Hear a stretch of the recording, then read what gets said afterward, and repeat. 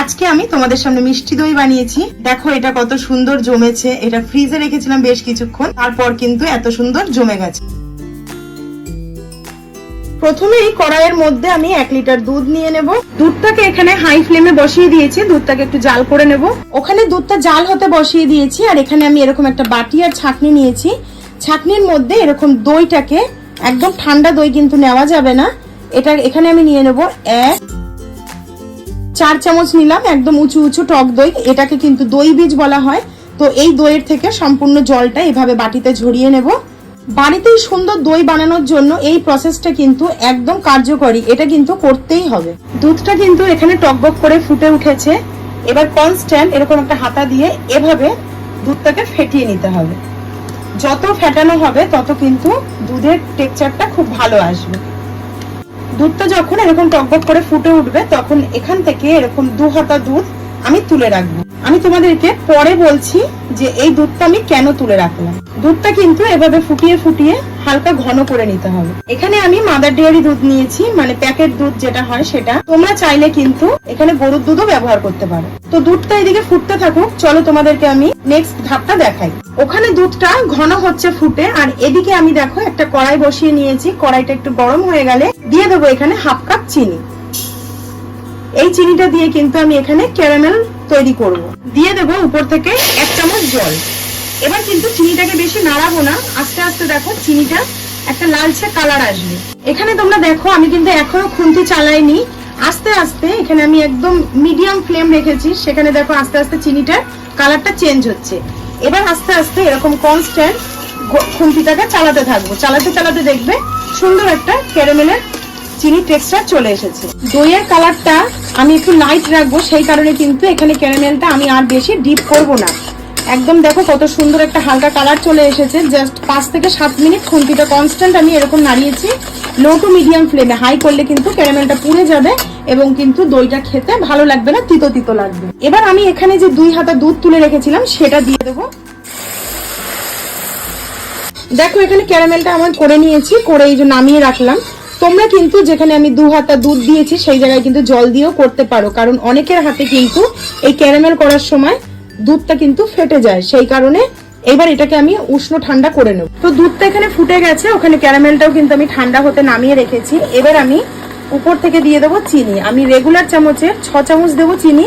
তোমরা চাইলে কিন্তু কম বেশি নিজেদের স্বাদ অনুযায়ী দিতে পারো। আমি খুব একটা মিষ্টি করব না দই, যেহেতু এখন খুবই গরম, বেশি মিষ্টি খাওয়াটা কিন্তু শরীরের পক্ষে ঠিক নয়। চিনিটা গলে গেছে, আর দুধটাকে আমি ওভেনের থেকে নামিয়ে ঠান্ডা করার জন্য এখানে রেখে দিয়েছি।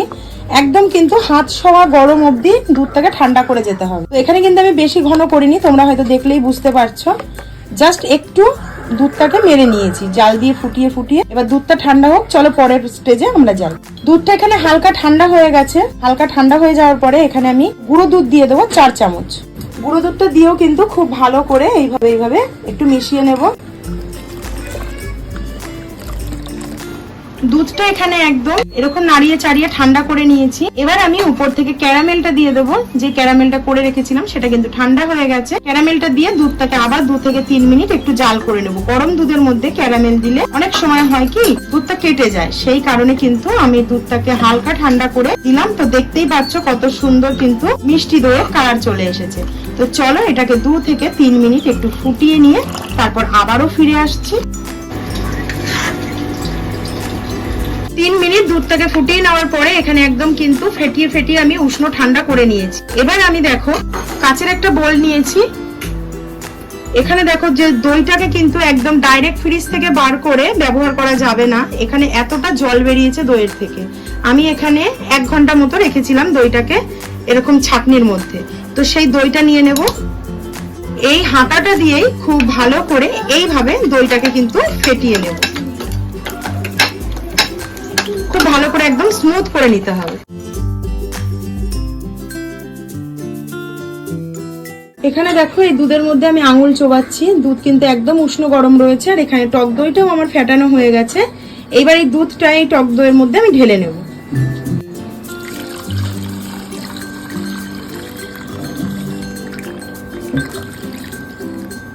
এবার খুব ভালো করে মিশিয়ে নিতে হবে টক দইয়ের সাথে। এই পাতলা দুধটাকে টক দইয়ের সাথে খুব ভালো করে মিশিয়ে নিতে হবে, যাতে কোনো দানা না থাকে।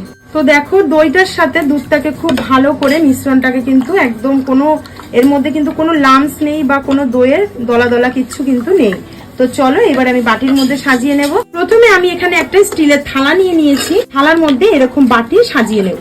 এখন কতটা হবে সেটা তো আমি জানি না, ওই কারণে বাটিগুলো সাজিয়ে নিই, তারপর কটা টোটাল বাটি হচ্ছে তোমাদেরকে আমি জানাই। তো চলো এবার আমার দই ঢালার পালা। একদম হোমমেড স্টাইলে দোকানের মতো দই কিন্তু বাড়িতেই বানিয়ে ফেলতে পারবে যদি আমার এই রেসিপি দেখে তোমরা বানিয়ে থাকো। কালারটা কত সুন্দর এসেছে, দেখেই কিন্তু বোঝা যাচ্ছে জমে গেলে খেতে কিন্তু খুবই সুন্দর হবে।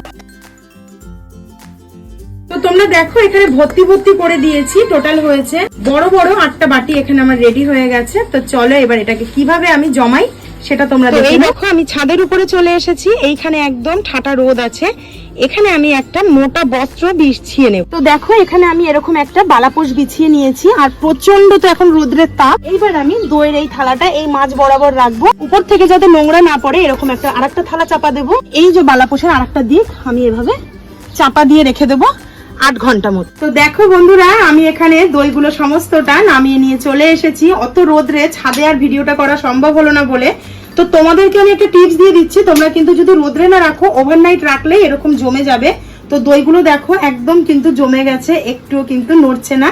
তো এই অবস্থায় আমি ফ্রিজে রাখবো, তারপর আমি তোমাদেরকে কেটে দেখাচ্ছি যে কেমন হলো। তো এখানে আমি টোটাল দেখো 8টা বাটি তোমাদেরকে দেখিয়েছিলাম, সেখান থেকে কিন্তু প্রথমেই একটা জমে যাওয়ার সাথে সাথে আমার ছেলে খেয়ে ফেলেছে। তো তোমাদেরকে আমি একটা বাটি কেটে দেখাচ্ছি, দেখো দইটা কত সুন্দর দোকানের মতো হয়েছে। এই যে হাঁসফাঁস করা গরমে এত সুন্দর ঠান্ডা ঠান্ডা দই যে বাড়িতেই এত সহজে বানানো যায়, তোমরা দেখো